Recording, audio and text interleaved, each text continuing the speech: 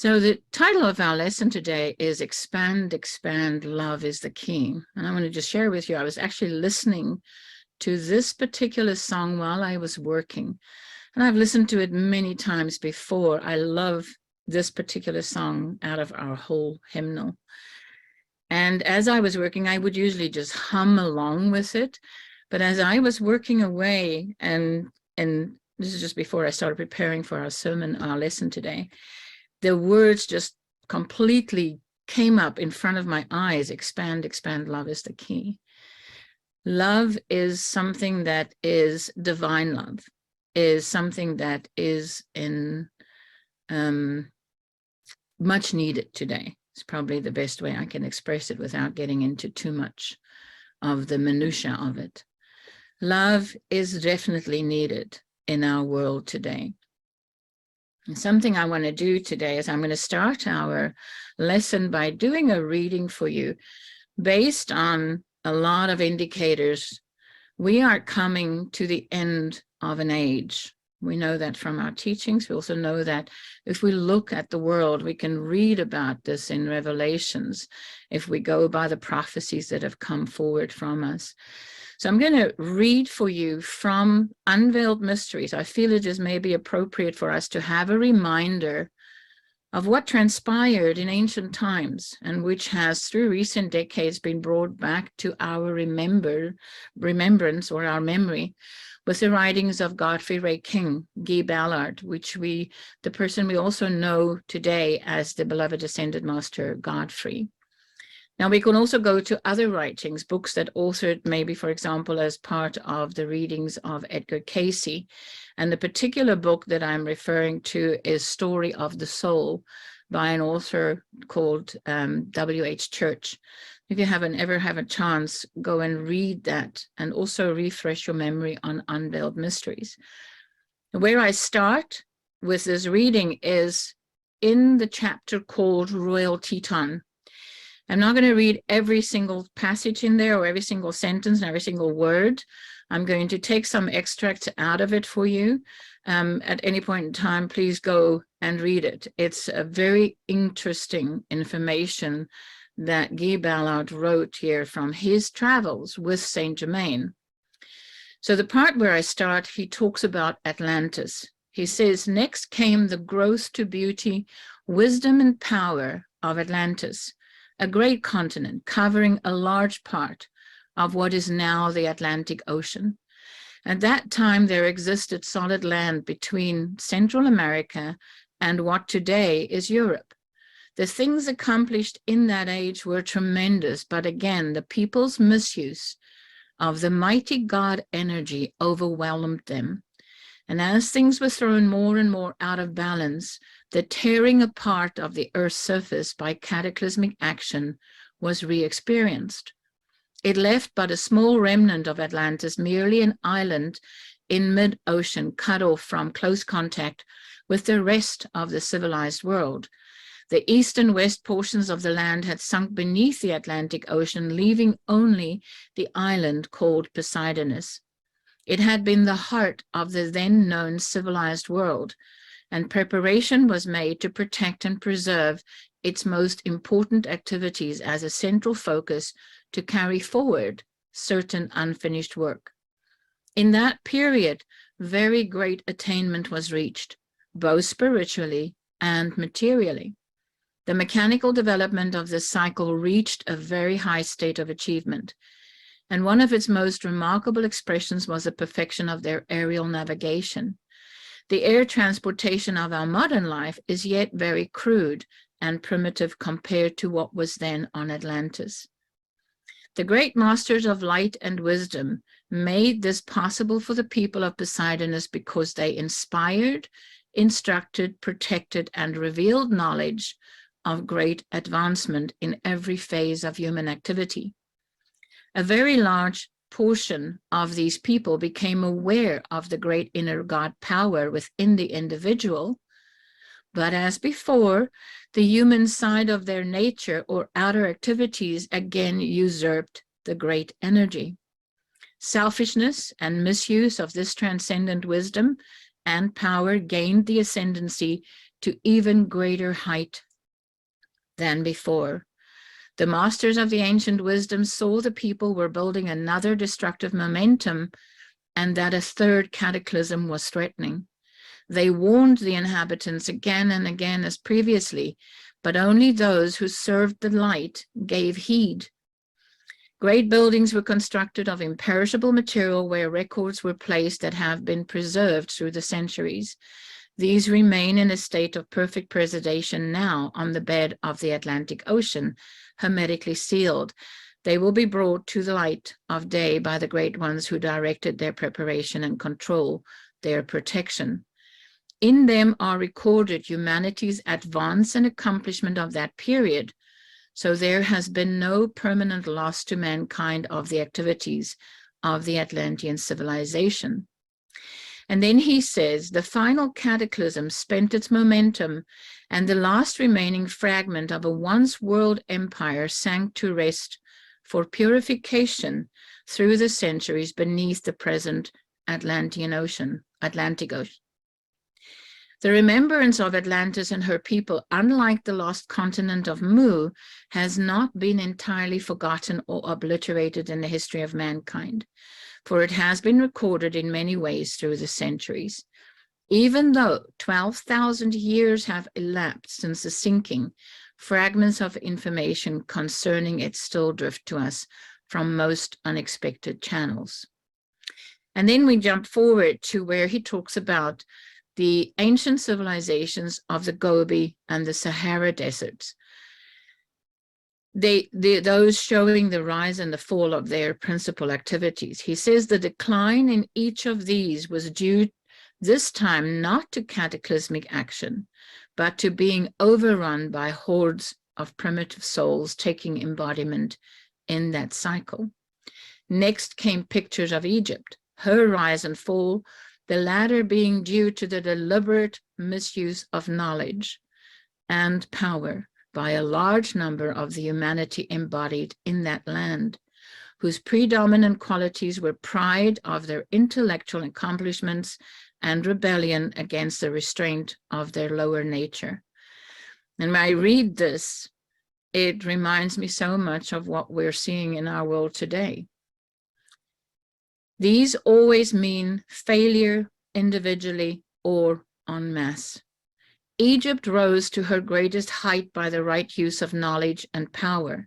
These always demand humility, obedience of the intellect to the God self within, absolute and unconditional control of the human or lower nature in those who seek such gifts if they are to avoid destruction. And then he says the souls embodied in Egypt during her decline were not undeveloped, as were those in the civilizations of the Gobi and the Sahara. On the contrary, they had attained the conscious use of knowledge and power and deliberately chose to misuse it. This activity has nothing whatsoever to do with wisdom. For those who are the eternal inheritors of the gift from that divine goddess must forever be above all temptation to misuse knowledge and power. Wisdom is the right use of all that manifests, and he who realizes the self-evident, immutable truth becomes an open door to all good that abides in creation. And then Godfrey says, the reference to Egypt as a land of darkness is most unjust, for out of Egypt in her earlier cycle came very great light, and out of Egypt will again come very great light. And the next part is really the important part of this reading. The next scene portrayed the rise and fall of the Roman Empire. When the darkness and degradation of those centuries had reached their lowest point, lo, Jesus appeared, pouring out his blazing light and love as the Christ. And through his transfiguration, resurrection, and ascension, such an overwhelming flood of God's perfection spread over the earth that never again can so vast a darkness encompass humanity in any age. The accomplishments of his life stands eternally recorded upon the atmosphere of this planet and acts as a magnet, drawing mankind unto a like perfection. The coming of Jesus was an initiation to the people of our world and a cosmic command to use the power of divine love in all their future activities. This outpouring of his love to the earth at its darkest cycle became the birth of the Christ child in the individual. I'm going to read that again because I think that is so important for us to realize. And I think most of us do realize and understand this. I don't know if we always remember this. He says this outpouring of Jesus's love to the earth at its darkest cycle became the birth of the Christ child in the individual.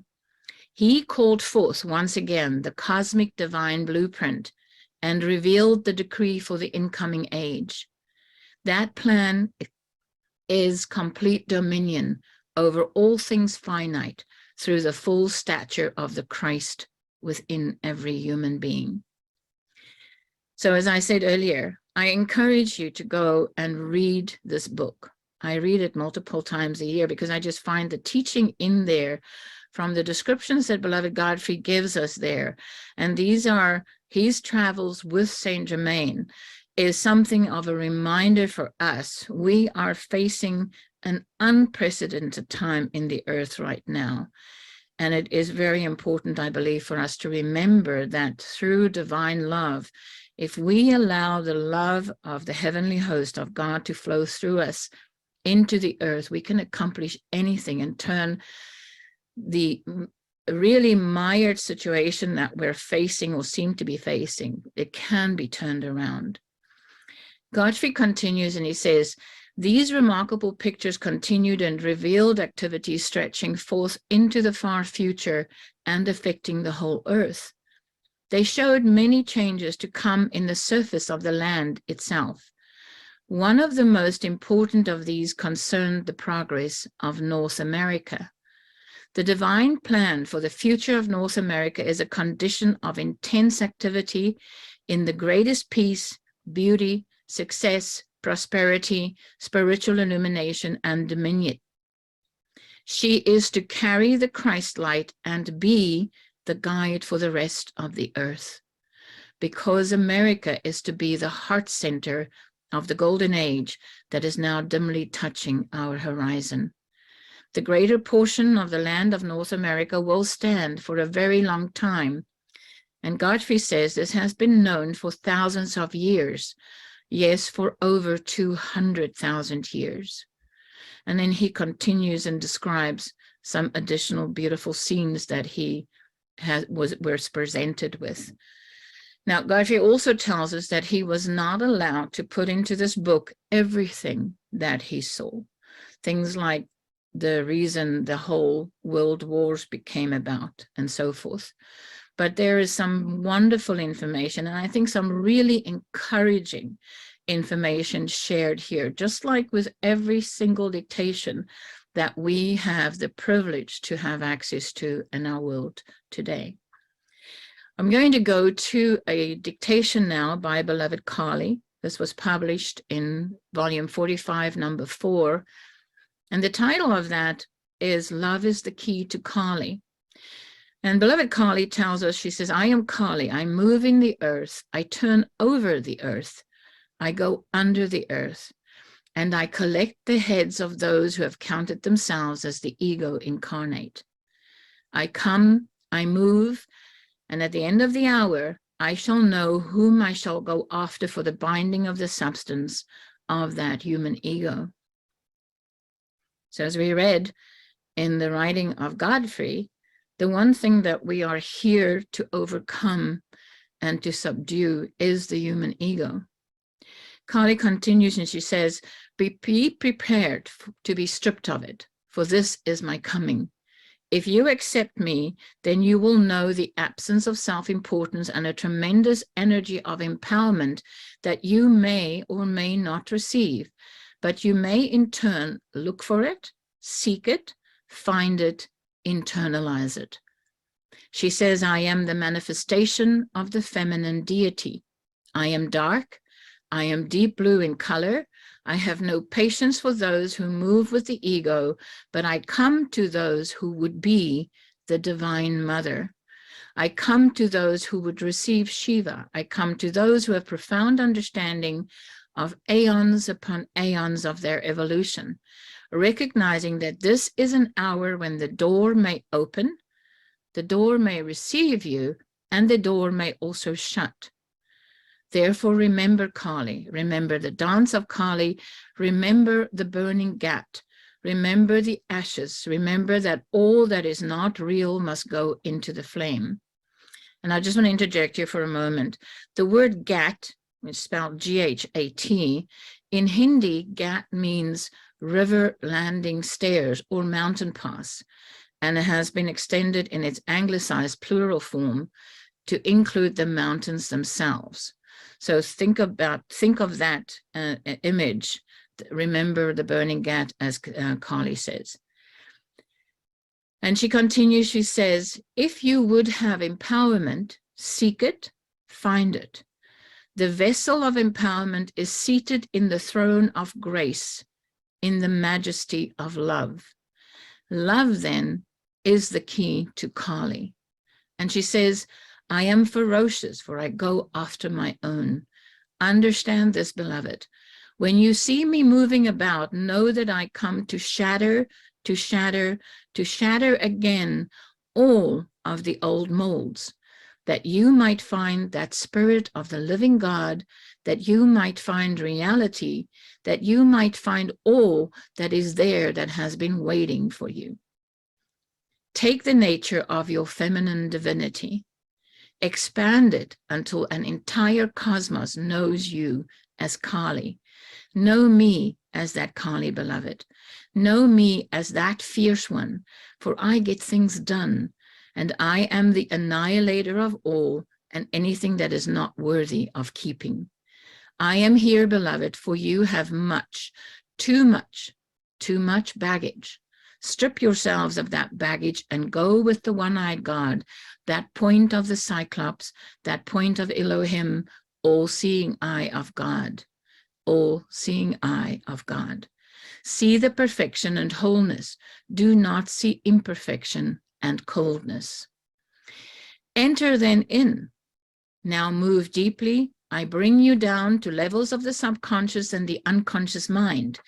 I dare you to descend to those levels. I dare you to shoot arrows of violet flame to consume those levels, making them habitable to yourselves.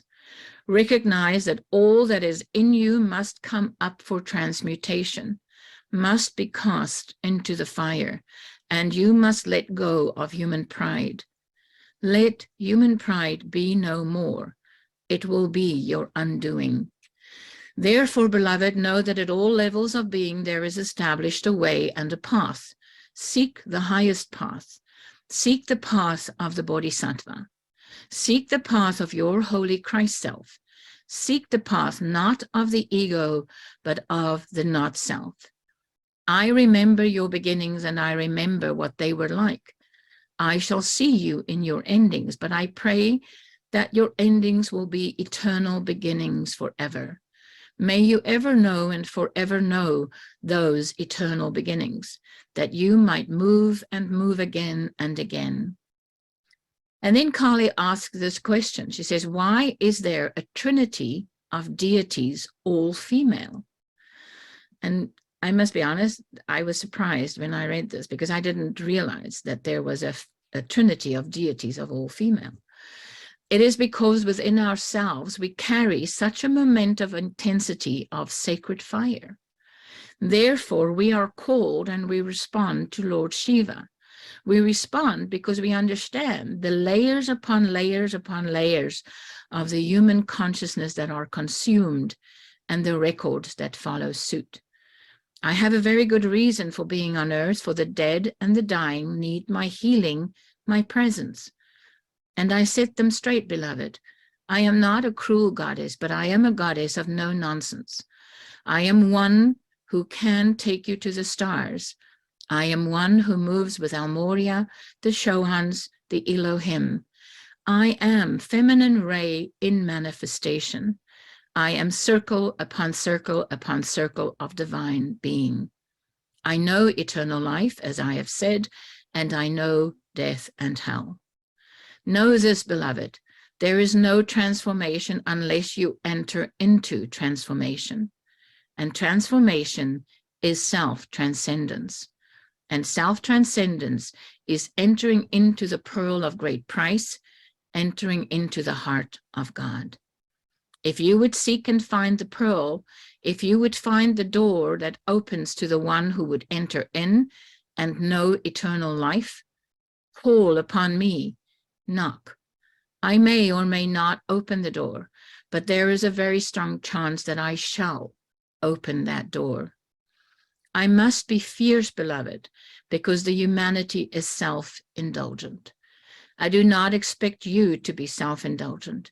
I expect you to come with such a fierce determination that all shall tremble in your presence as many tremble in my presence. You will get used to it, beloved. Some of you have even gained that self-realization. Some of you are deluded in thinking that you have it. But all have the potential for expanding feminine being. Do so, beloved, for all the children of the world need you. Therefore, I send you forth. Feed them, heal them. And as I close out the dictation from beloved Kali, I want to go to a brief teaching that is a combination of information that I got from a Hinduism teaching, as well as from the Summit Lighthouse Glossary. In Hinduism, the feminine aspect of God is called Devi. Now, I hope I pronounced that correctly. It's spelled capital D-E-V-I. That's the goddess. She is the feminine counterpart of Brahman, the eternal absolute. When Brahman takes on form, Devi is the power, Shakti, underlying reality. She, the divine mother, is the dynamic aspect of God. It is through her power that God creates, preserves, and destroys the world.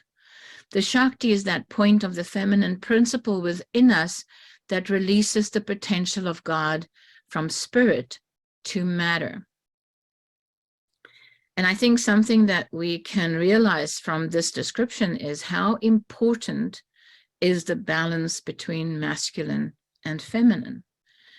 And something we all need to recognize as well is that this is describing the alchemical transformation process that all of us go through as we transcend the lower self and go through that transformational process. The teaching continues, it says, all the Hindu goddesses are various manifestations of Devi's actions on behalf of the world. Jagan Mata, the mother of the universe, is one of the titles of Devi. The best loved goddesses are the Shaktis, or the consorts of the Hindu trinity Brahma, Vishnu, and Shiva. Durga, one of Shiva's consorts, is called the goddess beyond reach, the unfathomable one. Terrible and menacing to her enemies, she is known as the destroyer of demons and is a fierce defender of God's children. She rides a tiger, the symbol of man's arrogance or ego. The Divine Mother, in her manifestation as Lakshmi, is the consort of Vishnu. Lakshmi is known as the goddess of fortune and beauty. She is associated with immortality and the essence of life. In her hand, she holds a lotus, symbol of beauty, purity, and spiritual power. And then we go to Sarasvati, the Shakti of Brahma, is the goddess of the word and of learning, and is the patroness of the arts and music. She represents eloquence and articulates the wisdom of the law. Sarasvati is associated with speech, poetry, music, and culture. She's often depicted holding an Indian lute, and the lute is a stringed musical instrument. And then if we go to our Summit Lighthouse Glossary, it says, in Hindu tradition, every masculine personification of God has a feminine counterpart or Shakti. The masculine aspect is inactive in creation without the activating force of this feminine principle. So that Shiva's action is crystallized in the world of form through his female counterpart. And then Shiva's Shakti appears in three primary forms as Parvati, Durga, and Kali. And I'm just going to give you a brief one on each of those.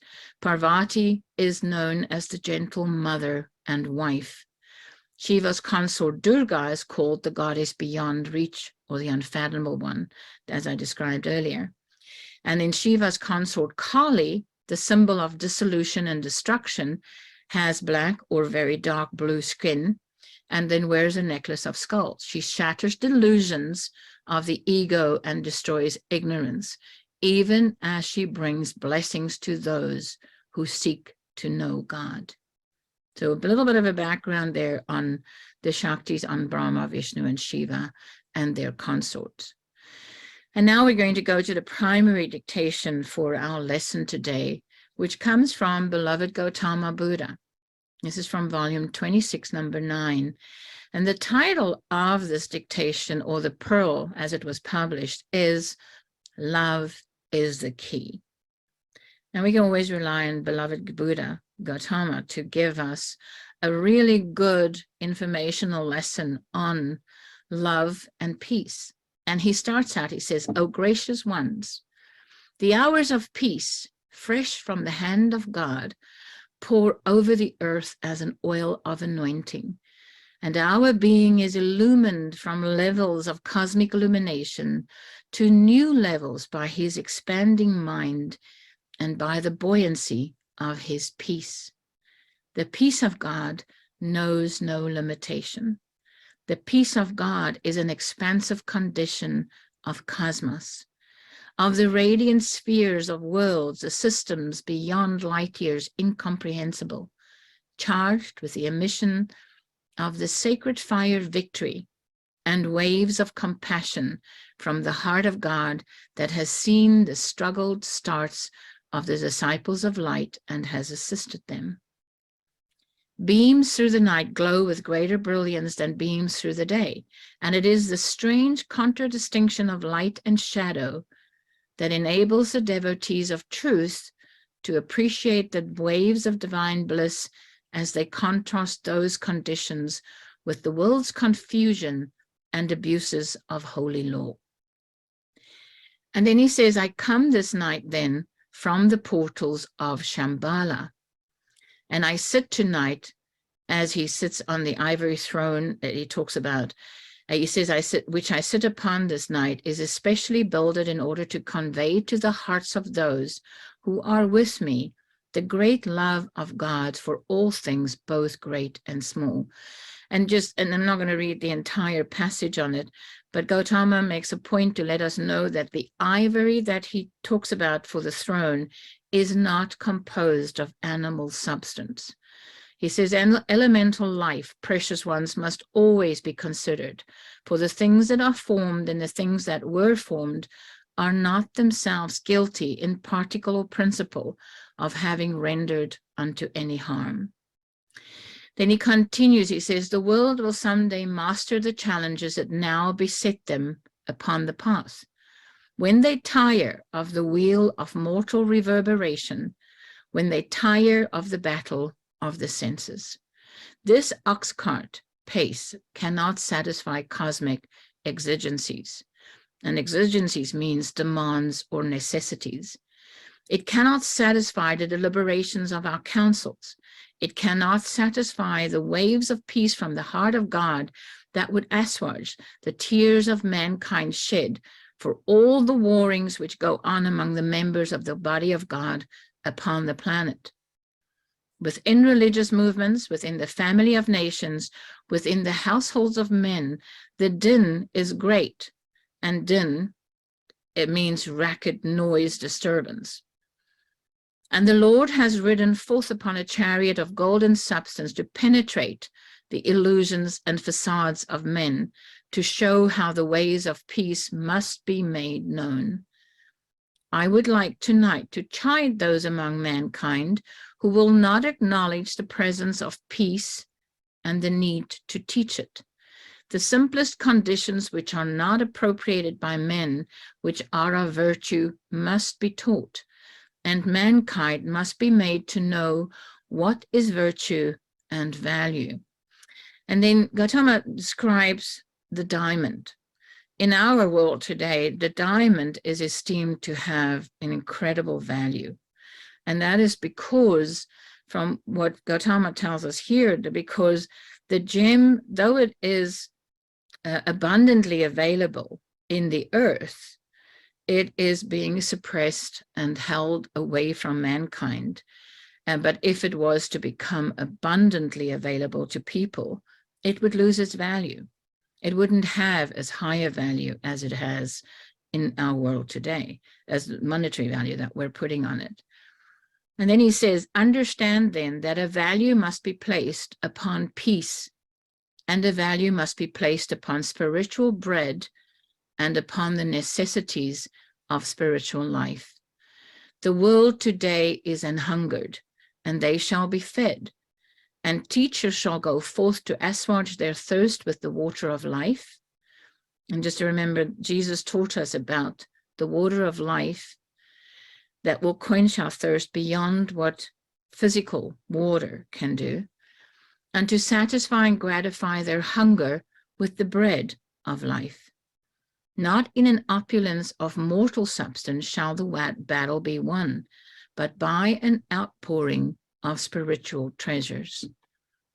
As a nut with a shell, so hard it resists all cracking, so the spiritual germs of truth have been locked in metaphor, in symbol, in enigma, in mystery, and within the heart of life. And we can see that from Jesus's teachings. Jesus often talked in parables. And even in the dictations today, sometimes personally, I have to go and read through a dictation multiple times over. I'll print it out and read a paragraph multiple times over, and then suddenly the light will go on, and I'll see the and get to an understanding of what the master means by what he says. And I think that is why the study for us of these dictations, these cups of light that we're given, is so important.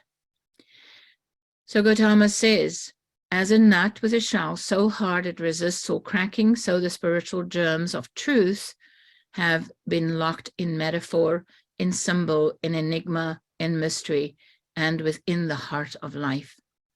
And peace has not been known by men, for they are more concerned with the paltry matters which generates wars than they are with the treasures of God which engender the ways of peace. The ways of peace they have not known indeed, yet ere the year shall complete her cycle and her turning in space, and ere the twisting of this age shall be deciphered, events shall come to mankind which shall awaken many.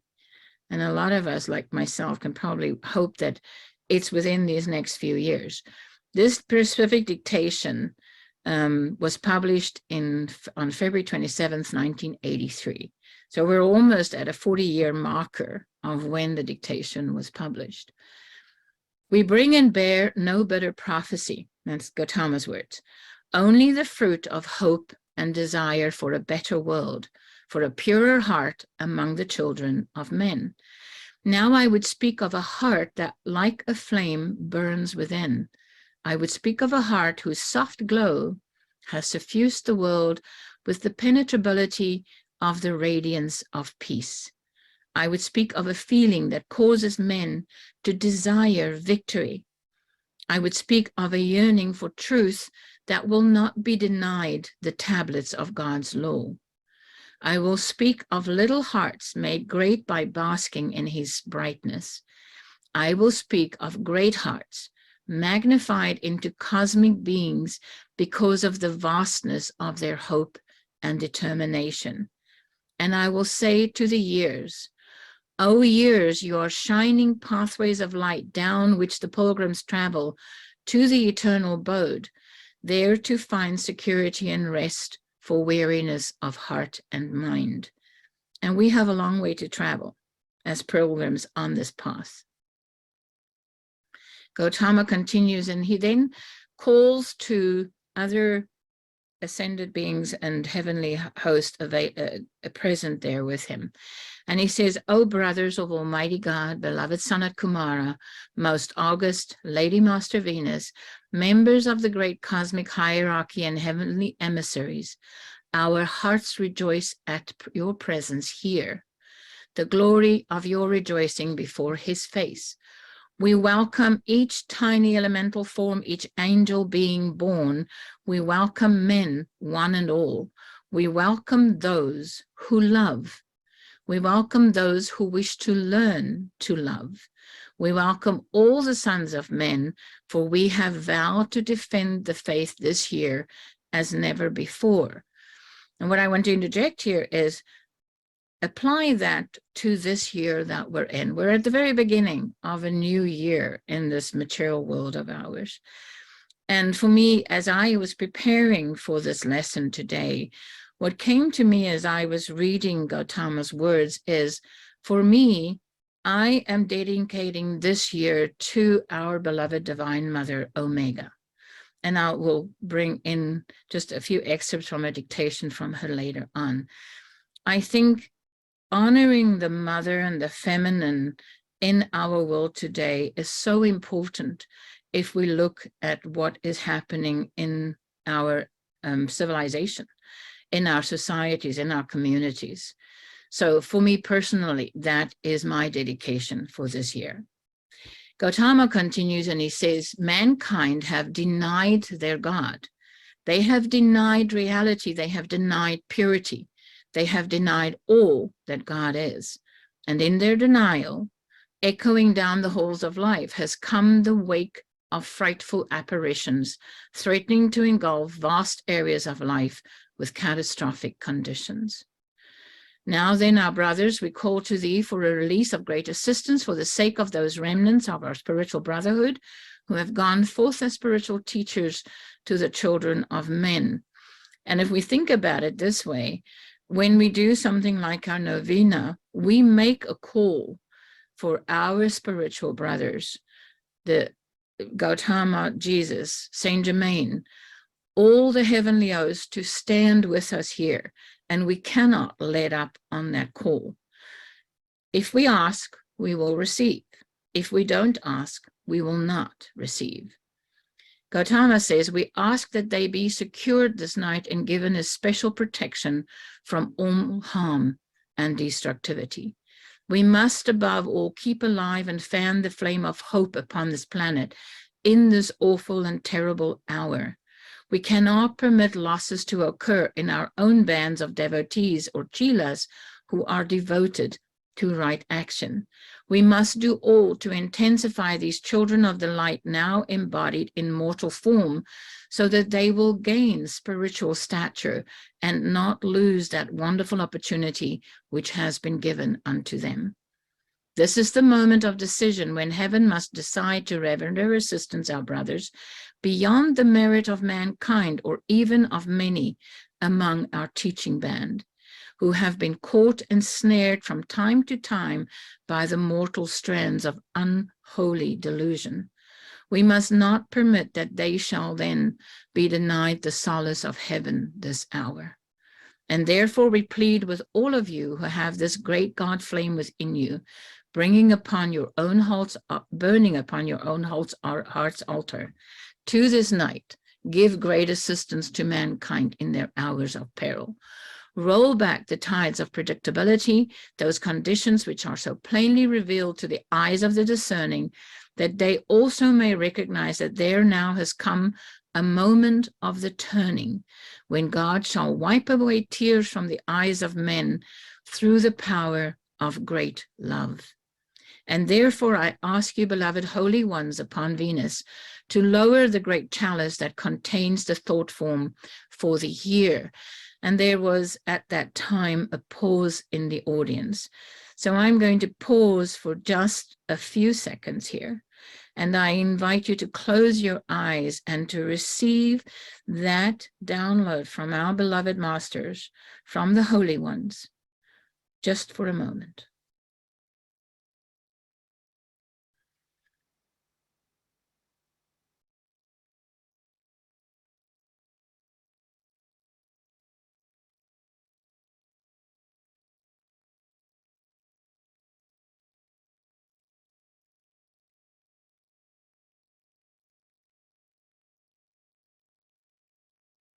And then Gautama continues and he says, the thought form of the here is a hand, a right hand from above, holding a golden key with 3 notches in the key, and on the side of the key, the letters L-O-V-E, love. So for a moment, close your eyes again and see and receive from God the key to that divine love which unlocks everything within us. From on high, God's hand holds the key, which is love, by which all doors may open to every devotee of the Most High. Love is the key that opens every door, and if the doors of the hearts of men are to respond to God, it must be by a great outpouring of divine love this year. And this is the attitude of wisdom. Let him who has an ear to hear, hear what the Spirit saith unto all men. Love seeks not herself, but to bestow upon the beloved every gracious gift. And the simplicity of love in the childlike way is the key to mankind's victory that can open every door. Therefore, the 3 notches are defined as making this key capable of opening the doors below in the realm of the material, the doors of mind and the doors of memory, to all that love can bestow and all that love is and all God would make mankind to be. These simple statements, Gautama says, are charged with the essence of man's freedom. Without these statements in action, mankind can but come to naught. And with these statements in action, love then becomes the key that bestows the grace of heaven upon earth in every age. And now I want to take you to the words of beloved Omega, our Divine Mother. And this comes from volume 44, number 44. Omega says, O children of my heart, I am Omega. I am the universal one with Alpha. So we come, and I in particular come for a very important purpose. And that is, beloved, that you who are in the earth, you who are mothers and fathers, might find yourselves in levels of responsibility and caring and love and schooling your children, that you might raise up a race of children who may soar to the sun, children who shall know that within them, without them, there is God. Let them be taught by you. Let them receive you. Let there be a light that comes upon you now. Let the light come into the 4 lower bodies. Let it come into the organs. For I, Omega, come to drench you with a certain capacity of light that you can hold. Having this capacity and meditating upon it, you may see and know and hear an acceleration of chakras, of light in every cell of being. There is no distance, there is no limitation, whether in this world or in the next. There is only the divine light enfolding itself within you. And then beloved Omega says, it has been some time since I have addressed you. Therefore, I would speak of the children and the care of the children from the womb to maturity. You know well, beloved, of the ones who would move against the children of abortion, partial abortion. This practice must be wiped out, for it is far more than that which meets the eye.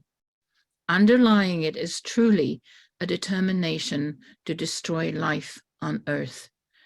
Thus, those who carry this vibration and this darkness of a determination to destroy life on earth are of evil, and there is nothing else that can be said of them except that they are evil.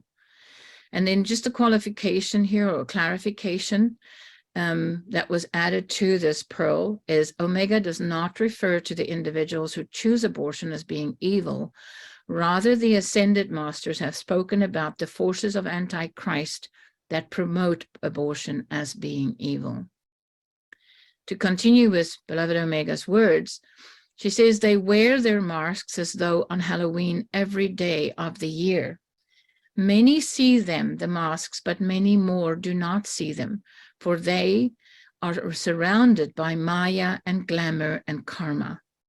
And thus you have those who consider themselves to be superior beings who in fact are not superior in any way. Thus let the light shine from you. Thus let the light of your chakras shine from you. I ask you then to direct from your being points of light throughout the earth to those who must have an infusion of light, ere many in cities and towns and nations will either go under or they will become affected by greater and greater darkness. To elevate a planetary home that resists being elevated is surely a challenge for the Divine Mother. I then call to you that you might see to it that the little ones of light are not tampered with, that they might rise up in great purity and become statesmen, become those who will guide nations, who will bring direction to mankind. There are so many in the world today, alas, who give very little thought to the realities of life and to that which is full of meaning. Their realities consist in what they can get out of life.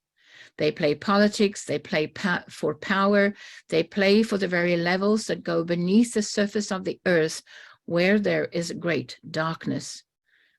And Omega says, I come because it is a crossroads.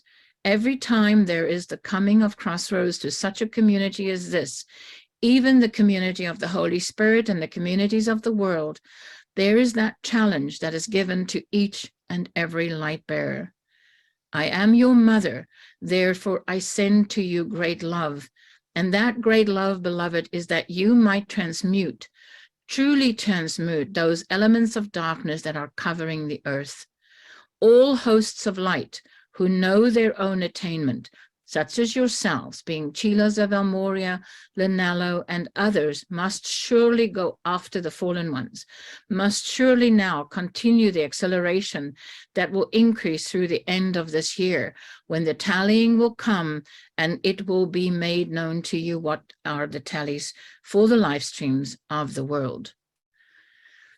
And then, beloved, Omega says, thus, beloved, why do I come?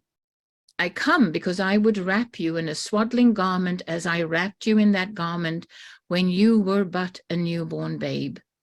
Think of yourself in my arms. Think of yourself close to my heart. Think of how much I have loved you and how I have loved each and every one who has loved God, and how I have loved each and every one who may not have thoroughly loved God for want of understanding. Nevertheless, I have been there. My presence with beloved Alpha engulfs the planetary home. Meditate now in very deep contact and go, if you will, over a golden cord to the core, the very core of Earth. Feel that golden cord. Go to the very core of the planet. Feel the light of Helios and Vesta, Alpha and Omega, into the heart of the sun. And I'm going to read that one more time, just that paragraph. And I invite you to close your eyes and to do as Omega asks us here. Meditate on this just for a few seconds. Meditate now in very deep contact and go, if you will, over a golden cord to the core, the very core of Earth. Feel that golden cord. Go to the core of the planet. Now feel, experience the light of Helios and Vesta. Feel the light of Helios and Vesta, Alpha and Omega. Feel the light of Alpha and Omega into the heart of the sun.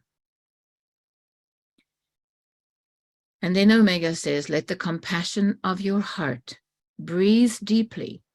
May the flame of the Holy Spirit be that flame. And may that loving flame of the Holy Spirit so pass through you now that you will realize that you have touched not only the hem of the garment of God, but also the portion of the robe and even the gift of the crown of life. For all of you are not the same. One is in this wise superior, one is in another way inferior, or has greater humility and thereby greater attainment. Blessed ones, it is a joyous hour for the unfolding of this community and the many stars in heaven who represent the Chelas who will one day make their ascension. It is a day of travail. It is a day of overcoming. It is a day of change and alchemy of change. It is a day of fulfillment.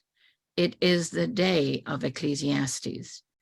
It is a day of the preacher who comes to preach as the prophets have preached. So this is the coming of the Mother Omega.